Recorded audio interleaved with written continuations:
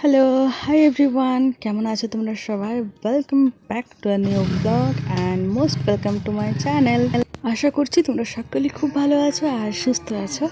আজকের ভিডিওটা শুরু করলাম দুপুরবেলা থেকে। এখন বাজে ওই দুপুর কটা বাজবে, তিনটা সাড়ে তিনটা মতো বাজবে, ঠিক আছে। তো আমি তো কাজ থেকে এসেছি, কাজ থেকে এসে খাওয়া দাওয়া করার পরে আমাদের পুচকি আর পুচকির মা বেরোলো পুচকিকে খাওয়ানোর জন্য। তো ওকেও খাওয়ানো হয়ে গেছে। এরপর আমি যখন বাসন ধুতে এসেছি তখন দেখছি এই গাছটাতে অনেকগুলো আম পেকে একদম হলুদ হয়ে আছে, আর সেইগুলো দেখেই তো লোভ লেগে গেল।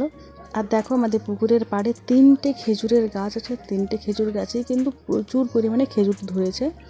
আর এই খেজুরগুলো যখন পাকে এত মিষ্টি হয় খেতে। রিসেন্টলি পাকবে, যে গরম এখন, তো আম কাঁঠাল খেজুর এইসব পাড়ার জন্যই পাকার জন্যই এত গরমটা আর কি পড়েছে বলে মনে হয়। যাই হোক, এখন দেখো আমি ওই পাকা আমগুলো পাড়ার জন্য উঠে পড়ে লেগেছি।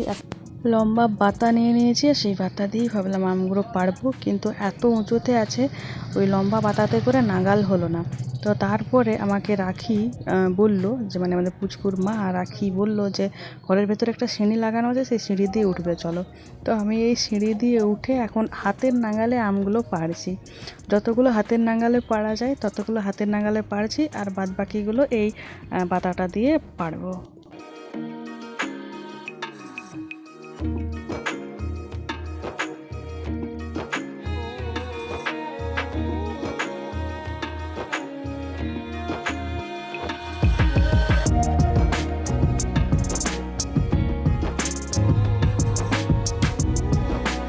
তো হাতের নাগালে যতগুলো আম পাড়া গেছিলো পেড়েছি, সেগুলো নিয়েই নামলাম। আর যেগুলো বাতা দিয়ে পেড়েছি সেগুলো ওই সাইডে পড়েছে আমগুলো, সেগুলো আবার নেমে কুড়াতে হবে। তবে যাই বলো তাই বলো, কোনো উঁচু জায়গাতে ওঠার সময় আমার কোনো ভয়টই কাজে লাগে না, তখন আমি উঠে যাই। কিন্তু সেই উঁচু জায়গা থেকে নামার সময় আমার মারাত্মক ভয় করে। কেন জানি না, মনে হয় পড়ে যাব না, কেমন যেন লাগে, প্রচুর ভয় করে। এমন তো অনেক সময় হয়েছে যে আমি উঁচু কোনো জায়গায় উঠেছি কিন্তু নামার সময় কনফিউজ হয়ে গেছি কীভাবে নামবো। যাই হোক, আম পেড়ে নিয়েছি আর সব আমগুলো কুড়িয়ে নিয়েছি। তো দেখো এতগুলো আম পেড়েছি, আর এই আমগুলোর বেশিরভাগই কিন্তু একদম গাছ পাকা আম, একদম হলুদ হয়ে গেছে। তবে এই আমটা আগের বছর খুব একটা মিষ্টি ছিল না। আমি তো হলুদ পাকা আম দেখে আর লোভ সামলাতে পারিনি, তাই যেখানে পেরেছি উঠে গিয়ে আমগুলো পেড়েছি। কিন্তু যেটা হচ্ছে ঘটনা, আমি এখন এই আমগুলো আমরা খাবো, পাকা আমগুলো খেয়ে দেখবো যে কেমন। যদি ভালো হয় তাহলে তো ভালো, আর যদি ভালো না হয় তাহলে ওই একটাই খাবো, বাদ বাকি কিন্তু আর খাবো না, রেখে দেবো, বাড়ির লোকে খেয়ে নেবে। তো এই যে 4টে পাকা পাকা আম, এগুলোকে ধুয়ে নিলাম ভালো করে। আর এবার এগুলোকে কেটে টেস্ট করার পালা। এদিকে আমরা আম নিয়ে ব্যস্ত, এদিকে আরেকজন অন্য কিছু নিয়ে ব্যস্ত। তো এই যে ফার্স্ট টাইম আমটা কাটছি, ফার্স্ট টাইম বলতে ফার্স্টের প্রথমের আমটা কাটছি। হ্যাঁ, এই আমটা উপর থেকে যেমন হলুদ, ভেতর থেকেও ঠিক তেমনই হলুদ, উপরে আর ভেতরে একই কালার। অনেক আমের হয় ভেতরটা আরও বেশি লাল হয়, কিন্তু দেখো উপরটা যেমন কালার ভেতরটা তেমন কালার। আমি তো প্রথমে খেতে চাইনি, কারণ আমি তো জানি এই আমটা একটুখানি টক টক লাগে। প্রথমে আমি রাখিকে দিলাম কেটে, ও খেয়ে বলল যে না, বেশ ভালো মিষ্টি। তো আমি খেয়ে দেখলাম যে না, সত্যিই তো খুবই মিষ্টি আমটা। তো তারপরেও আরও 2-3টে আম খেয়ে নিয়েছি। এদিকে তো আমরা আম খাচ্ছি, এদিকে আরেকজন আরেক কাজ নিয়ে ব্যস্ত। আমাদের উনুন সালে এই যে তাল পাতা এনে নামানো ছিল, সেই তাল পাতাগুলো ধরে চারিদিকে ঝাড় দিয়ে বেড়াচ্ছে। তো তাল পাতা দিয়ে এত জোরে জোরে ঝাড় দিচ্ছে, তাল পাতার ঝাঁটা ওর ভেঙে যাচ্ছে বারবার, আর ভেঙে গেলে প্রচণ্ড চিৎকার করছে, তখন আবারও নতুন দিতে হচ্ছে। আর ঝাঁট দেওয়ার এত শখ, ঝাঁট দেবে, লাতা দেবে, হাতটাকে ধরে এরকম করতে থাকবে। যেই তাল পাতাগুলো এখানে দেখেছে, নিজের সাইজে নিজের ওজন বুঝে ঠিক একটা বার করে নিয়েছে, দিয়ে অনেকক্ষণ ধরে এই একটাকে ঘষে চলে ঝাড় দিচ্ছে। তবে যাই বলো তাই বলো, যতটা জায়গাও ঝাড় দিয়েছে সেই জায়গাটা কিন্তু বেশ সুন্দর করে পরিষ্কার হয়ে গেছে, আর নোংরাগুলো সব আশেপাশে ছিটিয়ে গেছে। তো আমরা এটাই দেখছিলাম আর হাসছিলাম, আর সেই সঙ্গে আম খাচ্ছিলাম।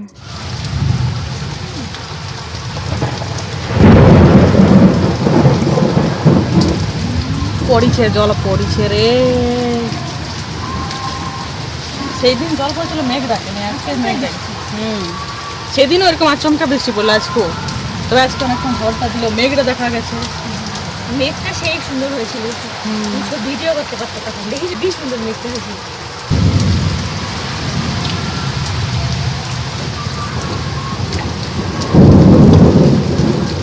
মেঘ ডাকলে হেভি লাগে, ভয়ও লাগে। আমার তো সেই ভয় লাগে, হ্যাঁ ভালোও লাগে আবার সেই ভয় লাগে।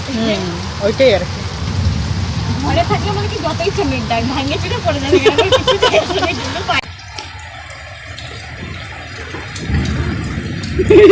আমার পুরা ভয় লাগলে আমি নিজেই জানি না আমি কি করবো, আমার এমন অবস্থা হয়ে যায়।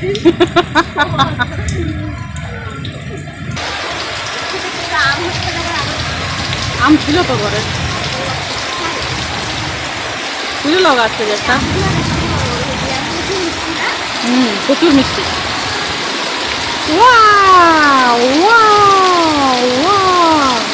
অন্ধকারে তো কিছু দেখা যায়নি, কতটা কি জল পড়ছে না পড়ছে, শুধু এইখানটা একটু অন্ধকারে এখন কিছুই দেখা যাবে না। তো আজ সন্ধেবেলা তো প্রচুর বৃষ্টি পড়লো, প্রচুর মেঘ ডাকলো, সে একদম একটা দারুণ ব্যাপার হলো। মানে এত গরম ছিল আজকে সারাদিন, প্রত্যেক দিনই এখন গরম থাকছে, কিন্তু সেই গরমটা তো উড়ে গেল, উপরন্তু ঠান্ডা লাগতে শুরু করেছে আজকে। আর এই রকম ঠান্ডা ঠান্ডা ওয়েদার যদি হয় তাহলে তো ভালো মন্দ খেতে ইচ্ছে করবেই। তো সেই কারণে আজকে আমি এখন লুচি বানাচ্ছি। খুব বেশি লুচি বানাবো না, আমাদের দুজনের মতো লুচি করব। আর আমার শ্বশুর শাশুড়ি ওরা লুচি খাবে না বললো। তো যেই ভাবা সেই কাজ, মানে একদম আটা ময়দা মেখে বেলে লুচি এখন ভাজছি, তোমরা দেখতে পাচ্ছ। তবে আমাদের এখানে কিন্তু কারেন্ট নেই, জানো তো, এই এক সমস্যা। মানে বৃষ্টি পড়েছে কি পড়েনি, কারেন্টটা কেটে দেবে। সে বেশি বৃষ্টি পড়লে তো কারেন্ট কাটবেই, কিন্তু যদি এক ফোঁটা দুপুরে বৃষ্টি পড়ে তাতেও কারেন্ট কেটে দেবে। আর কারেন্ট যদি একবার কেটে দিয়েছে তাহলে যে কারেন্ট কখন আসবে তার কোনো ঠিক ঠিকানা নেই। যদিও এখানে খুব বেশি টাইম কেটে রাখেনি, কিন্তু আমার বাপের বাড়ির ওই সাইডে একবার কারেন্ট গেলে তো আর কারেন্ট আসার নামই দেবে না। তো বাড়িতে দুটো চার্জার লাইট আছে, আমি সেই দুটো চার্জার লাইট জেলে এখন লুচি ভাজছি। আর এইরকম ফুলকো ফুলকো লুচি খেতে যেমন ভালো লাগে, তার থেকে অনেক বেশি ভালো লাগে এই লুচিগুলো ভাজতে। আমার তো লুচি খাওয়ার থেকে লুচি ভাজতে বেশি ভালো লাগে। যদি বর কিছু বলে যে ভালো মন্দ কিছু করো, বৃষ্টি পড়েছে পরোটা করো, আমি বললাম পরোটা টরোটা বাদ দাও, লুচি করছি, লুচি খাওয়া। তো তখন বলছে আচ্ছা ঠিক আছে করো, লুচিটাও খুব পছন্দ করে। তো এই জন্য এখন ফুলকো ফুলকো লুচি ভাজছি। আর লুচির সাথে আলুর দম বা ঘুগনি করলে সব থেকে বেস্ট হতো, কিন্তু সন্ধেবেলা করে আমি তরকারিটা করে নিয়েছি, তখনও মানে একটা মিক্স ভেজ করে নিয়েছি, সমস্ত কিছু সবজি দিয়ে একটা তরকারি করে নিয়েছি। তখন ঠিক থাকেনি যে লুচি করব, কারণ তখন ভাবছিলাম যে কারেন্ট ফ্যারেন্ট তো আজকে আর আসবে না, রুটি টুটি করে আজকে ঝামেলা শেষ করব। কিন্তু পরে যখন বৃষ্টিটা এত পরিমাণে পড়লো আর ওয়েদারটা ঠান্ডা হলো, তখন নিজেরই মনে হলো যে না, একটু কিছু ভালো মন্দ বানাই। তো ব্যাস, লুচি ভাজা কমপ্লিট। এই যে শেষ লুচিটা ভেজে নিলাম, আর সমস্ত লুচিগুলো দেখো কি দারুণ ফুলেছে।